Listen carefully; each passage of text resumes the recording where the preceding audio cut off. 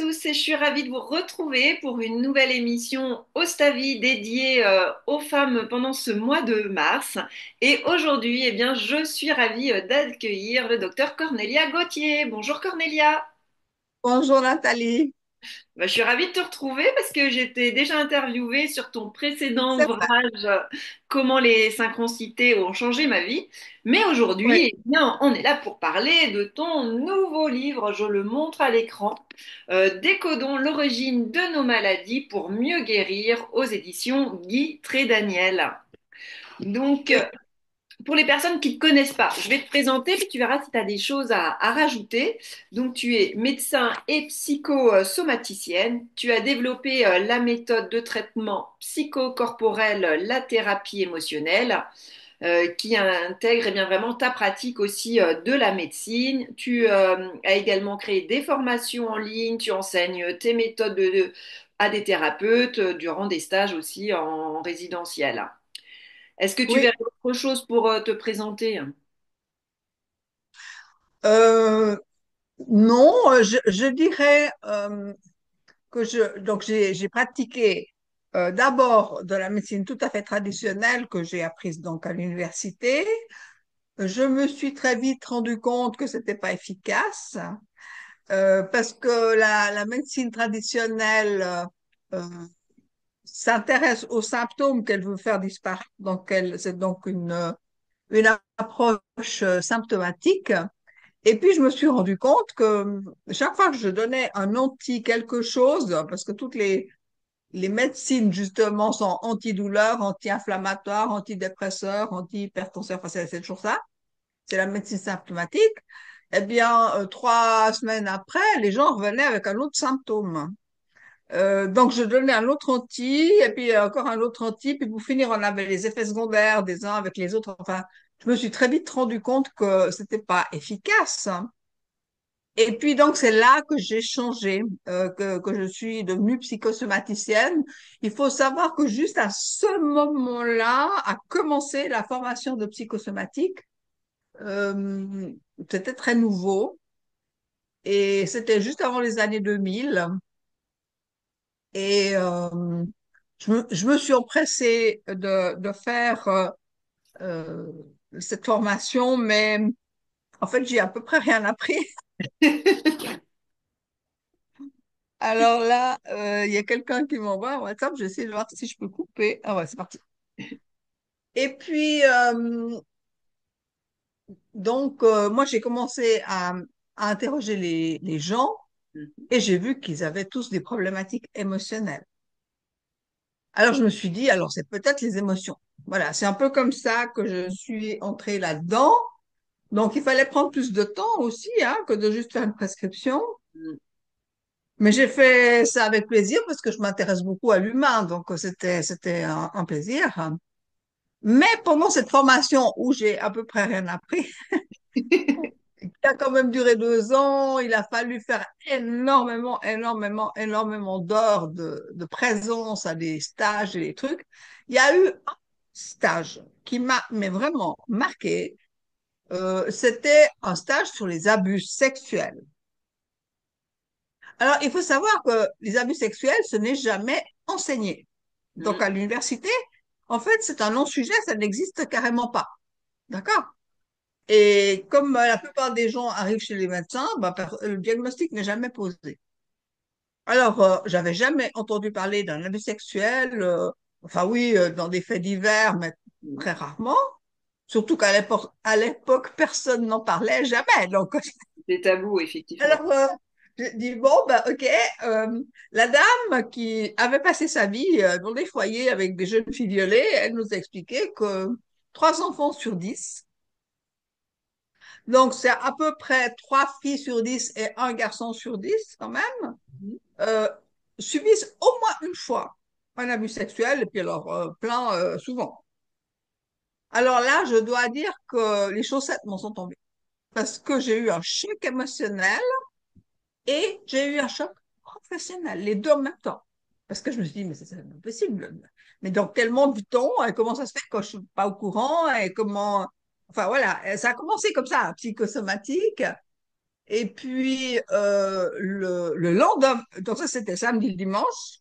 Alors, j'ai eu un double choc parce que mes enfants allaient encore à l'école et que dans ces classes, ils sont 20 Mm. à peu près. Et que je me disais, donc, dans chaque classe, il y en a 6. Mm.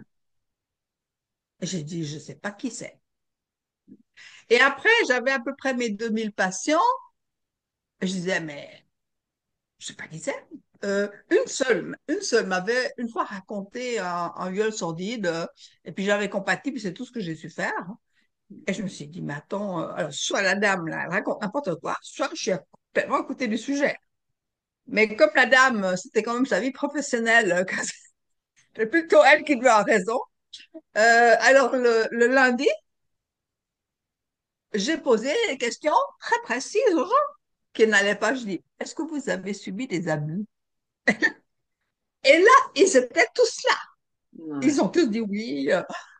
Et je me suis trouvée dans une situation épouvantable parce que j'ai en fait ouvert la boîte de Pandore Tu vois, tu as que je osé, l'ai refermée.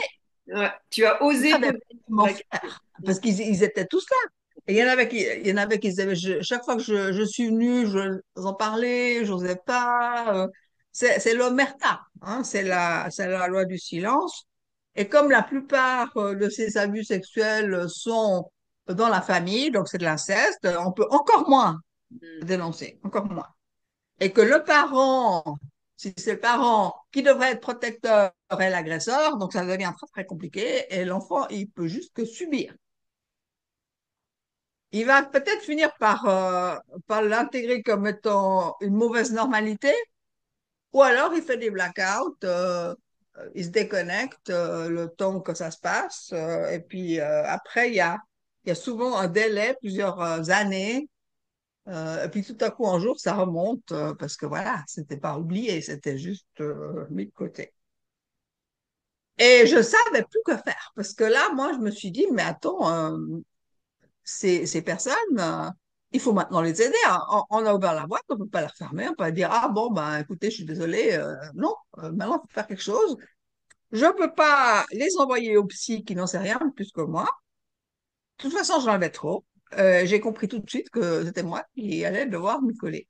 Voilà. Donc, c'est ce que j'ai fait. Et alors, je suis partie en courant à faire des stages tous les week-ends, de l'hypnose, de l'EMDR, enfin, des choses qui me semblaient un peu accessibles pour de traumatismes.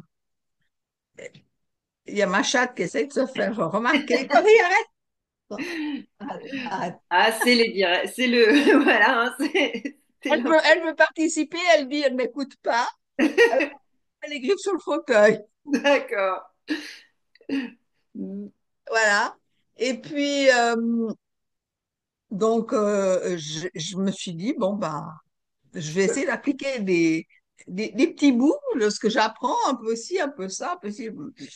Et puis, ça a assez rapidement donné cette fameuse thérapie émotionnelle qui est vraiment profondément efficace.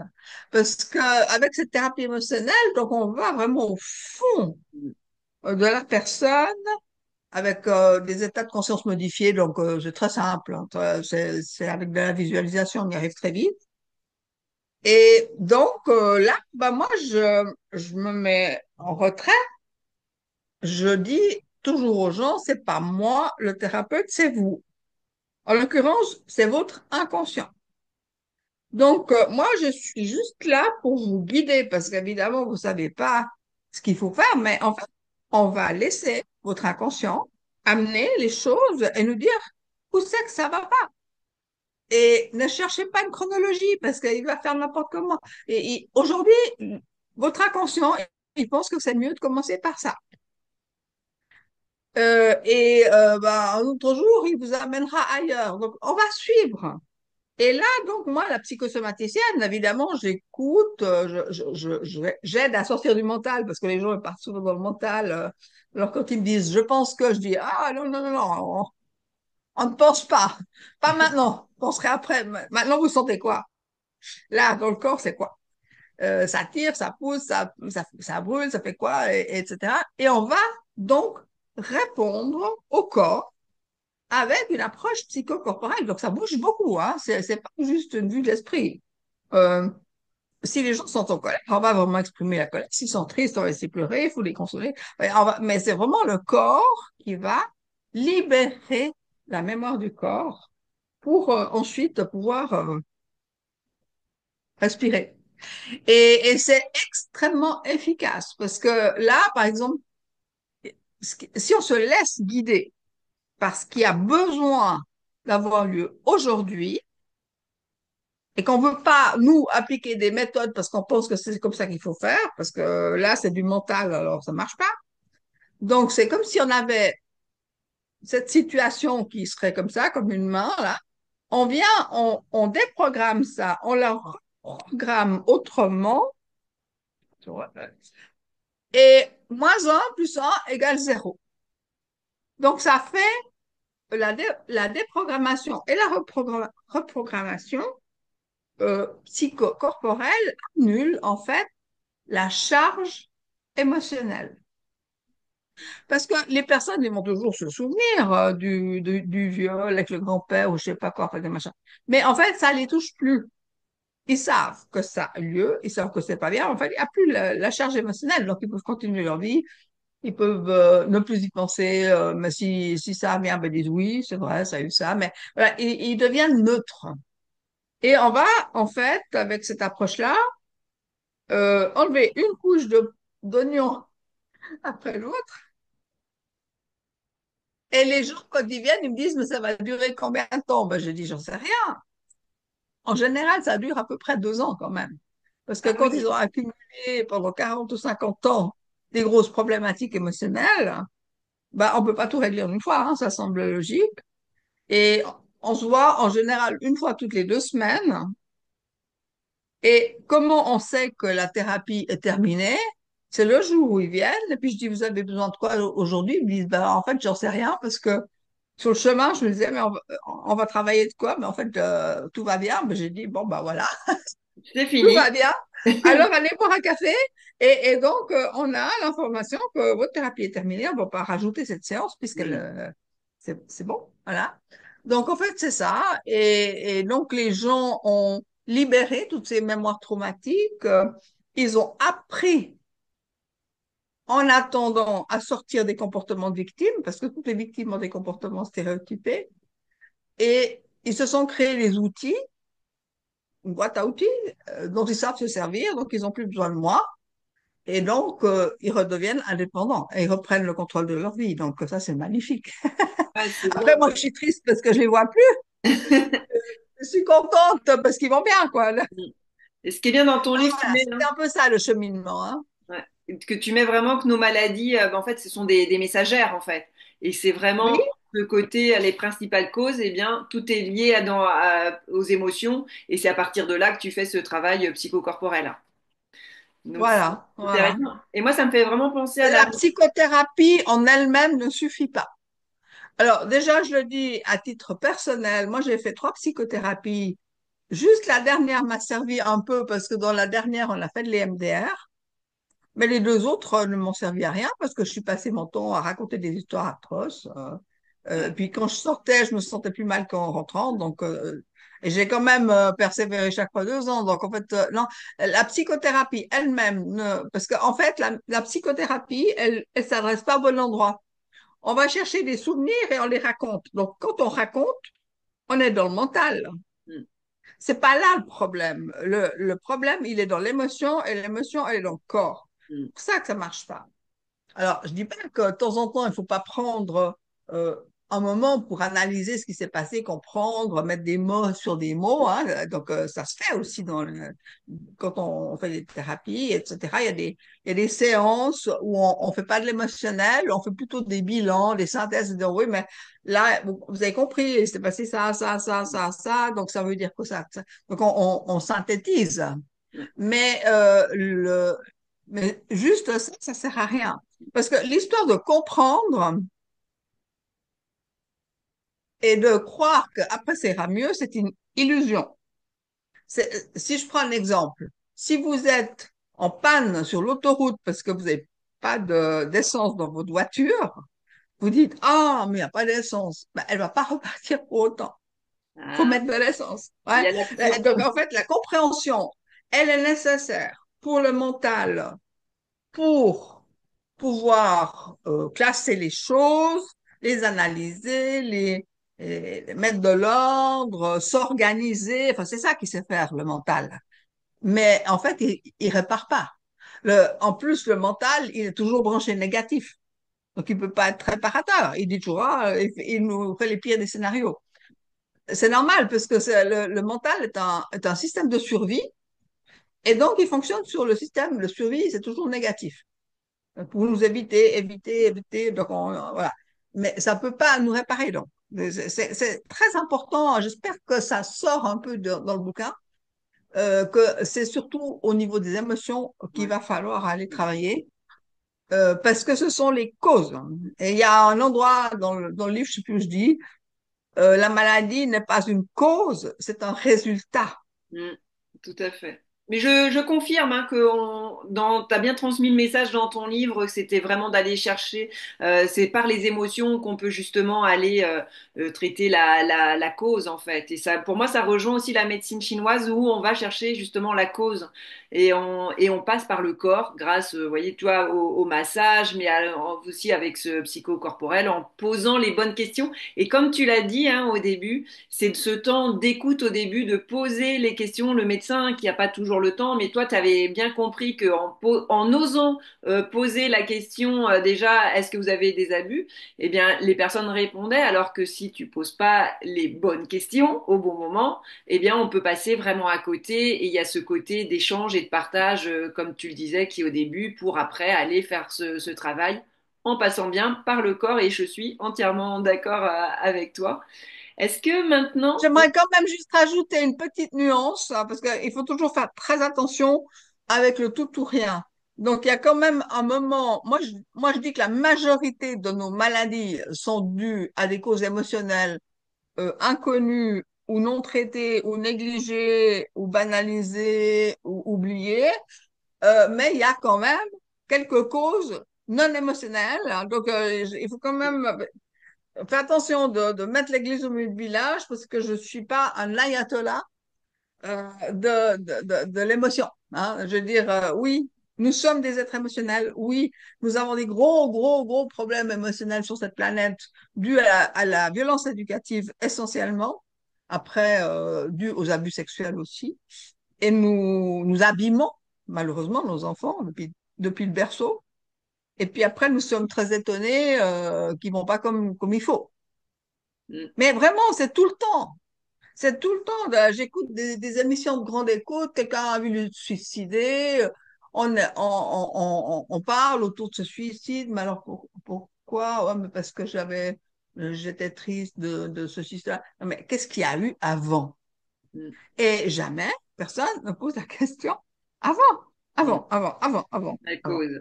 Mm. Voilà. Donc, je- mes collègues, ils m'aiment pas trop, hein, en fait. Parce que je suis un peu l'emmerdeuse de service. Parce que il me dit, oui, mais là, cancer. OK. Ben voilà, il y a un cancer, oui. Bien, oui. On a pris tous ces symptômes-là, et puis ensemble, ça donne un cancer. D'accord, ben, il n'y a pas de doute. Il y a un cancer. Mais qu'est-ce qui a fait le cancer? Mm. Oh, ben, ça, c'est pas du tout une question qu'on se pose en médecine, jamais. D'accord? Donc, c'est pour ça que j'ai fait ce livre et je me permets d'ajouter, si tu es d'accord, de dire que j'ai fait un atelier. Est-ce que je peux parler 2 minutes de l'atelier Oui, ou pas? vas-y. Oui. Oui, oui, parce qu'en fait, c'est les patients qui vont devoir faire ce travail de lien entre les causes émotionnelles et leur cancer ou la sclérose en plaques, enfin, c'est égal, je veux dire, puisque les médecins ne le feront jamais. D'accord? Donc, c'est peine perdue. Si ils n'ont pas été formés à ça, ils savent pas, ils ont même pas jamais réfléchi comme ça. Donc en fait, il faut prendre les médecins. Heureusement qu'ils existent d'ailleurs. Bah oui. Et voilà, et il faut jamais arrêter un traitement, surtout pas après mon intervention. Hein. Faut pas être traitement, mais il faut juste savoir que c'est pas complet. Parce que ce n'est pas comme ça que la médecine physique traditionnelle, on veut dire, fonctionne. Et que donc, on va pas pouvoir guérir vraiment bien de son cancer, de temps en temps on guérit, mais après, on se rend pas compte qu'il y a un autre symptôme qui s'est développé et puis il y a toujours si quelque chose se guérit, ça déplace. Donc, à un certain moment, je me suis dit, mais c'est au patient de faire le lien entre maintenant j'ai un cancer, mais qu'est-ce qu'il y a eu avant, puisque le médecin ne le fera pas. Donc, c'est compliqué pour un patient de faire ce travail qui devrait normalement être fait par le thérapeute, mais qui n'est jamais fait. Donc, c'est pour ça qu'il y a des livres. Le patient doit savoir qu'il y a une autre cause et il doit la trouver. Donc, bah voilà, moi je donne quand même des pistes hein, dans ce livre, mais j'ai dû me restreindre. Parce que le livre, il fait 400 pages, mais si j'avais voulu écrire tout ce que j'ai à dire là-dessus, il y en aurait encore eu 400 pages. Un tome 2 Donc, peut-être? Non? ouais, donc il aurait fait 800 pages, donc plus personne ne peut lire. Donc, en fait, j'ai fait le truc en deux. J'ai mis les 400 pages là sur le bouquin et j'ai fait un atelier online que les gens peuvent se procurer pour pouvoir faire ce cheminement de comprendre quelles sont, en fait, quelles sont, parce qu'il y a souvent de multiples causes, les raisons qui font qu'ils ont fait ce cancer. Donc, ils vont trouver en partie en lisant le livre, mais il n'y a pas tout dedans parce que c'était juste pas possible. Donc, les autres choses, elles sont D'accord. dans l'atelier. C'est important de le dire. Et dans l'atelier, donc, c'est des visios, enfin, c'est des vidéos, pardon, de 5 ou 10 minutes avec des PDF théorie où on rajoute de la matière et encore des PDF de pratique. On dit oui, mais vous, maintenant, là, vous en êtes tout, etc. Et là encore, on rajoute de l'information. Donc, il y a de l'information qui revient de partout pour que le patient puisse trouver de quoi est fait son nœud. Et puis, avec ces personnes-là, donc, il y a un Zoom par mois où ils peuvent encore poser des questions. Parce que c'est vraiment le patient qui doit faire ce travail-là. Il y a pas le médecin ne le fait pas. D'accord. Je fais juste une petite aparté parce que là, on a parlé de la médecine. On dit bien aux gens que quand vous allez voir des thérapeutes, quand vous avez un traitement, c'est important de continuer aussi. C'est ça. Oui, Les médecines sont pour moi sont complémentaires. Après, on prend ce qu'il y a à prendre et après, justement, heureusement qu'il y a ce côté psychocorporel pour aller plus loin. Mais là, ma chaîne YouTube, elle est bien là pour dire que quand oui, oui. la médecine est là, je suis pas pour dans les gourous et tout ce qu'on veut. Donc ça, c'est vraiment Dans important. mon livre, je l'ai dit au moins 15 fois. Voilà. Et dans mes ateliers aussi, je dis jamais n'arrêtez quoi que ce soit, aucun traitement, parce que maintenant vous avez entendu ce que je vous ai dit. Si vous avez l'idée d'arrêter, vous allez en parler avec votre médecin, vous allez Voilà. voir ce qu'il va vous dire.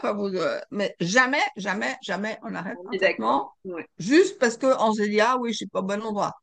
Possiblement, vous avez besoin quand même de ce traitement, mais en sachant qu'il ne résout pas la cause.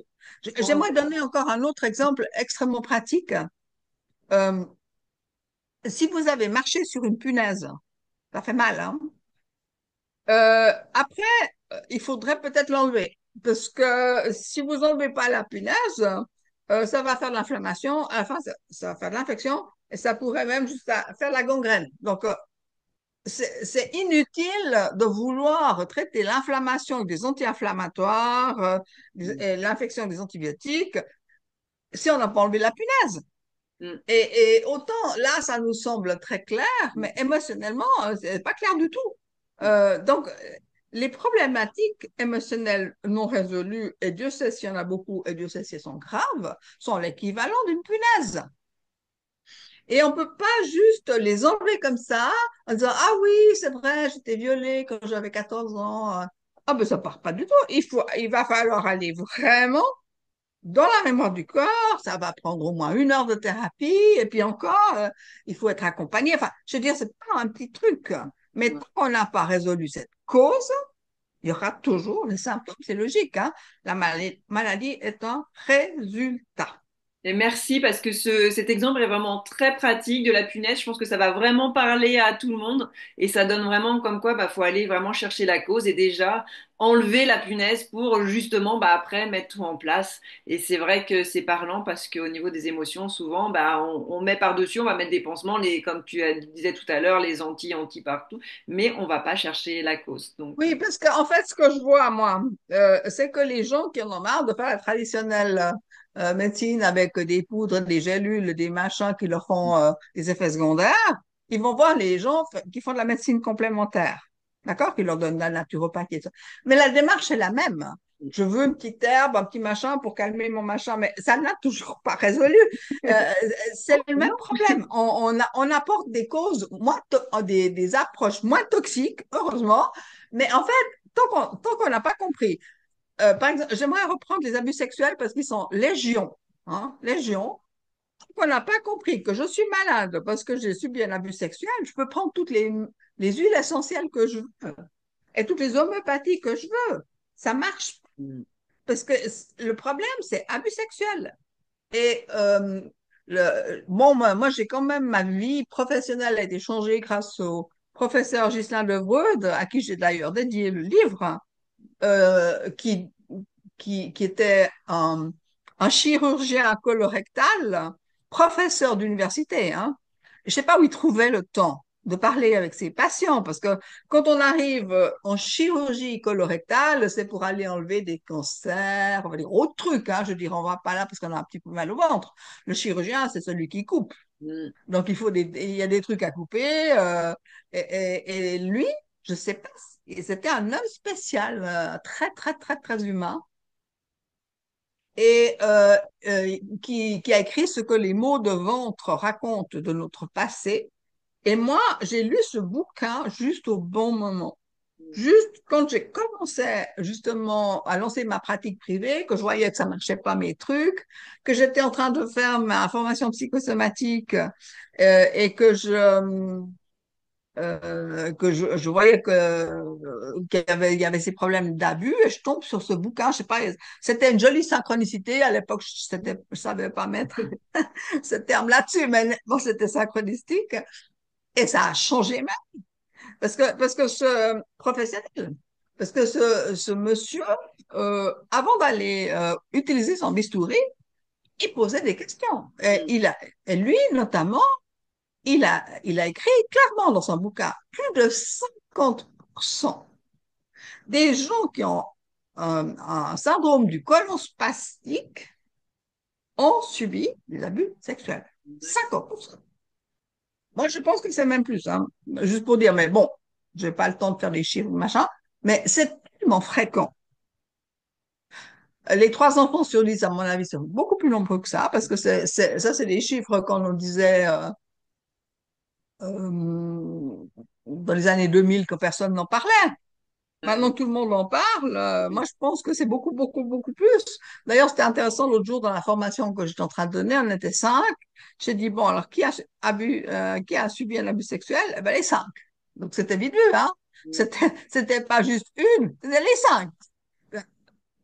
C'est ce que je pensais. C'est tellement fréquent, cette histoire d'abus sexuel, c'était tellement caché, c'était tellement tabou que ça continue. Mm. Et heureusement maintenant que ça explose. Oui. Heureusement, mais ça continue quand même. Et merci d'être là pour Donc, en c'est très parler. fréquent. Merci d'être là pour justement enlever le voile, en parler et de justement comment Ouais. en fait résoudre et aller Parce vers. que dans les années 2000, quand j'ai commencé à m'intéresser à ça, j'ai pris le vertige. Je me suis dit, mais c'est pas possible. Quand j'ai vu l'importance de ça, je me suis dit, mais il n'y a personne qui en parle. J'avais l'impression de hurler dans le désert. Mm. Mais vraiment. C'était, ouh! Et donc, maintenant, ben, heureusement, il y en a qui en parlent, il y en Mm. a qui, voilà, même les médias transmettent. À l'époque, il n'y avait aucun média qui parlait jamais de rien, hein. C'était vraiment Ah, impressionnant. d'accord. Ah, merci Donc, pour on avance un peu. Merci pour ce beau partage. Et là, j'avais envie d'aller plus sur le domaine de Ostavi par rapport à toi. Est-ce que tu pourrais nous raconter une anecdote justement où tu as osé quelque chose que bah, tu pensais que c'était impossible et tu as réussi à le faire? Oh, mais c'est tout le temps. Juste, C'est tout le temps. Des fois, je me dis, Cornelia, t'es courageuse. voilà. Donc c'est bien, voilà, tu oses. Il faut, Voilà, il faut, il faut se féliciter. tout à fait. Alors, je vais prendre la première qui me vient, mais c'est régulier, hein. C'est régulier. Je souffrais du syndrome de l'imposteur, comme beaucoup de gens. Alors, pour ceux qui savent pas ce que c'est qu'on a des dons, on a envie de les mettre en valeur, on a envie de partager, mais on a une espèce de sentiment de pas être légitime ou sentiment de timidité qui fait qu'on veut pas s'affirmer, on dit toujours juste à bas bruit qu'on a fait un truc, mais on ne dit pas bonjour, je m'appelle Cornelia. Les gens font pas ça. Et donc, j'avais commencé à faire déjà pas mal d'ateliers online, donc dans l'idée de partager vraiment toutes ces informations sur la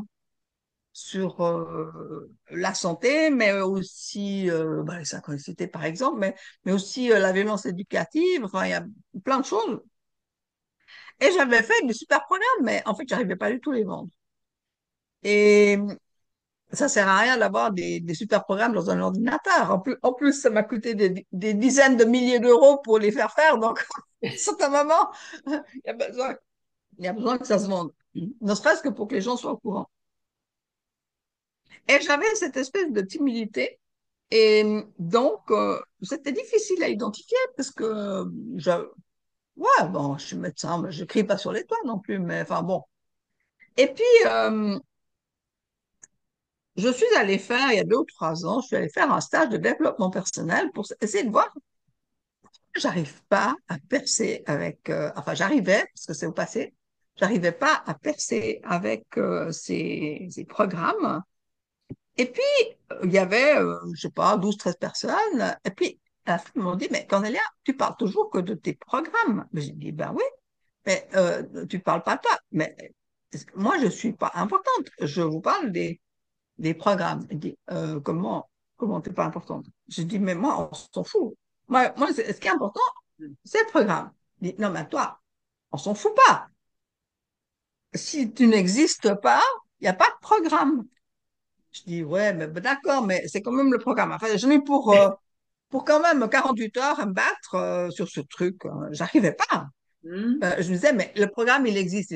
Les gens, ils ont qu'à acheter ce programme, qu'il soit fait par Cornelia ou par Michel ou par Ah, ça Daniel, on s'en change fout. tout, Cornelia, Enfin, ça change j'arrivais pas. tout. Et à un certain moment, il y a une dame qui m'a dit une phrase inspirée.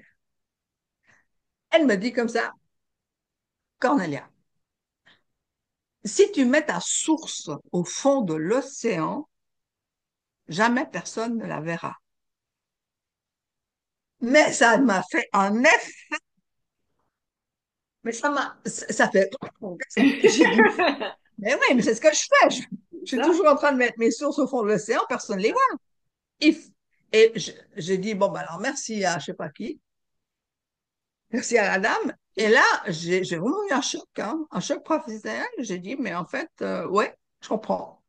Donc, à partir de là, je me suis mis en avant. J'ai dit, bonjour, je suis Cornelia Gauthier, je suis médecin, je suis psychosomaticienne, je crée des ateliers. Voilà, vous pouvez vous les procurer à tel endroit, machin, gna, gna, gna, gna. Voilà, et je commence à faire ça. Bon, j'ai commencé à envoyer des newsletters, j'ai commencé à... Et en fait, là, en 2 ans, j'en ai vendu plus de 450, juste pour eh dire. ben voilà. Et c'est le début. C'est le début, parce que maintenant, je continue. Hein, t'as vu, je vous ai dit, j'ai fait un atelier sur la santé, donc je vous Voilà. encourage à l'acheter, il est génial. Il est génial. On Donc, voit que tu as bien mis en pratique, mais, hein. donc, j'en étais là, je finis juste mon histoire parce D'accord. que ça a un objectif. Donc, j'écris mon deuxième livre en 2 ans chez Très Daniel et j'étais pas du tout euh, en accord avec la page de couverture. Je la trouvais très moche. Elle était vraiment très, très moche. Hein. C'était moche, c'était fade, ça rimait à rien, le titre était con. Enfin, il y avait vraiment rien qui allait avec cette page de couverture, mais je me suis dit, mais ils vont me faire capoter le bouquin, quoi. C'est pas possible, ce truc. J'avais beau dire non, mais mettez un peu plus ci, faites un peu plus ça, mettez un peu plus de couleurs, mettez une police un peu moins disjonctée. Ça marchait pas. Et à un certain moment, je me suis dit, mais il faut mettre ma photo. Ah ben oui, je la remonte. Comme ça, je Alors, remonte le livre en même temps. Regardez, c'est ça très, change. très, très rare qu'on fait ça. Hein. Il n'y a pas beaucoup de livres où il y a la photo de l'auteur dessus. Souvent, elle est derrière. Et là, je dis à l'éditrice, je dis, écoutez, mon précédent livre a eu énormément de succès. toutes les interviews que j'ai faites sont sur mon site média, vous pouvez les regarder. Il y a eu des centaines de milliers de vues, des centaines de milliers de vues. Alors les gens, ils vont se souvenir de ma tête, beaucoup plus que de mon nom. Eh oui, Donc, il faut mettre ma photo sur la page de couverture. tout à C'est moi fait. qui dis ça. Non, non, mais il faut mettre ma photo sur la page de couverture. Et voilà. Et on T'as a fini osé. par avoir ça. Voilà. Hmm, Voilà. Et puis, t'as osé. ça choque personne. Bah C'est non, très bien. ouais, il y en a de plus Ben en voilà. plus. Ouais. Mais voilà. J'ai Bon. osé. J'ai osé. Voilà, bravo Cornélie. En tout cas, merci pour ce beau partage. Et si tu avais un dernier message à transmettre aux personnes là, qui nous regardent, qu'est-ce que tu aurais envie de leur donner comme message par rapport à ton ressenti? Euh, il faut se remplir d'amour. Parce que c'est l'amour, en fait, qui manque sur cette terre. Euh, il y a un manque d'amour déjà entre les hommes et les femmes, c'est la guerre, malheureusement. Je comprends pas. Entre les adultes et les enfants aussi. Donc, c'est vraiment, euh, voilà, il faut se mettre dans l'amour. Donc, faut s'ouvrir le cœur, arrêter de réfléchir tout le temps. Parce que notre cerveau, il est faussé, il est mal programmé par notre éducation, malheureusement. On se fait quand même 10 ou 15 ans, ça dépend des gens, mais de formation scolaire où on stimule que le cerveau gauche, cerveau droit, ben, ceux qui ont des parents qui ouvrent un peu sur l'artistique, mais autrement, c'est tout calculer, réfléchir, écrire, lire, c'est tout comme ça. Et donc, on se dessèche le cœur. Et puis après, on peut plus aimer les gens. On est toujours en train de réfléchir, on est toujours en train de se méfier. C'est toujours le mental, euh, comme on l'a dit, qui est important. Le mental, franchement, il est important pour nous aider à organiser, prévoir des choses. Là, on a prévu une certaine heure d'entretien. Ben, on est content d'avoir eu le mental. Autrement, on n'aurait pas réussi à le faire. Mais le mental, il peut pas remplacer les émotions. Et il y a énormément de gens qui ont des blocages émotionnels qui sont dus essentiellement à la violence éducative. On leur apprend à ne pas exprimer les émotions, on apprend à ne pas les écouter, on dit que les émotions, c'est pas bien. Et puis, quand les enfants sont tout petits, quand ils pleurent, on leur dit arrête de pleurer plutôt que de leur dire mais qu'est-ce qu'il y a qui va pas? Dis-moi, je t'écoute. Mais tais-toi, c'est pas grave, ça fait pas mal. Enfin, voilà. C'est vraiment repenser l'éducation, rouvrir le cœur, redonner la place aux émotions, parce que l'émotion, elle est- les émotions doivent circuler tout le temps. Ça doit faire comme ça. C'est le double de la circulation sanguine. On doit tout le temps avoir du sang qui circule. Donc, on doit tout le temps avoir les émotions qui circulent. J'aimerais reprendre la définition du professeur Scherer de l'Université de Genève là, en psychologie, qui dit les émotions sont des manifestations psychosomatiques qui nous permettent de nous adapter à des situations qui changent tout le temps. Donc, on voit que l'émotion, non seulement c'est la vie, ça donne de l'énergie, mais elles permettent d'adapter. Et que si on n'a pas d'émotion, on est stéréotypé, fait toujours la même chose, on pense toujours la même chose, tout se ferme et le cœur se ferme aussi. Donc, il faut vraiment ouvrir le corps, laisser circuler les émotions. Si on a des blocages émotionnels, il faut se faire aider pour aller débloquer ce système pour qu'il recircule comme il faut. Parce que quand les émotions sont bloquées, vu qu'elles sont psychosomatiques, hein, c'est-à-dire je prends conscience qu'il y a tel problème, je prends par exemple la colère.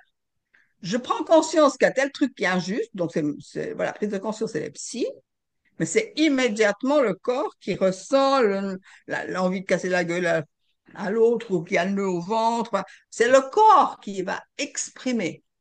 l'émotion est psychosomatique. La prise de conscience est psy et l'expression est corporelle.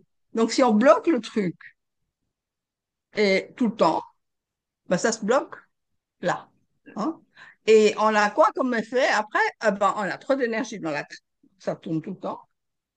Donc, on a le mental qui se met à tourner à 150 000 tours et qui a en tout cas 60 à 70 000 pensées tous les jours, dont 90% sont répétitives.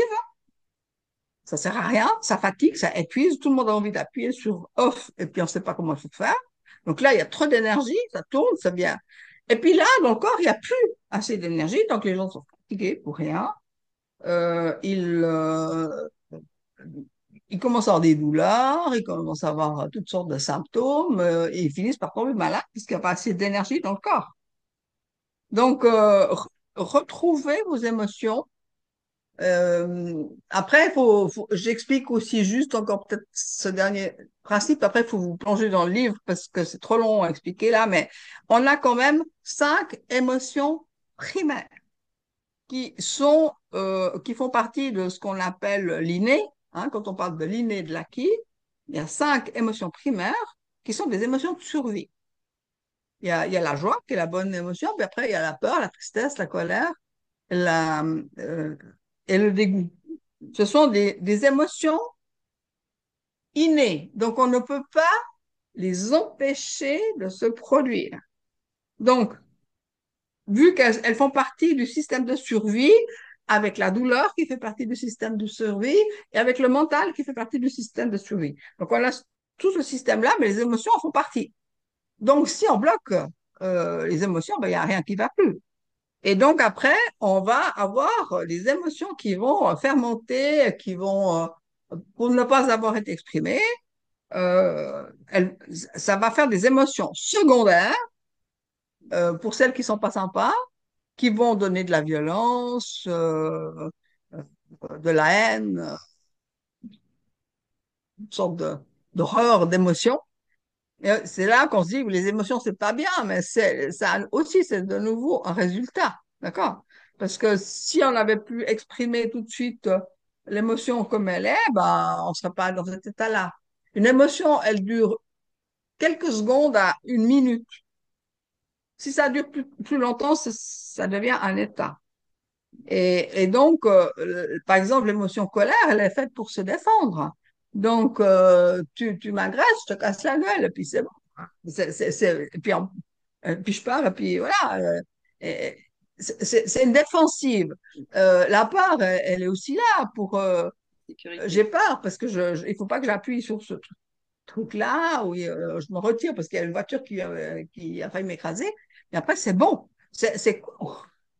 Et le problème, c'est que quand on bloque le système, ben, on a tout qui s'entasse et puis ça va se loger dans les fascias qui sont nos tissus conjonctifs essentiellement, un peu les muscles, mais surtout les fascias. Et les fascias, on a 20 kilos, c'est le tissu conjonctif. Donc on a 20 kilos de tissu conjonctif donc ça fait 20 kilos de mémoire douloureuse. Ah oui. Donc, donc on peut pas aller bien, d'accord?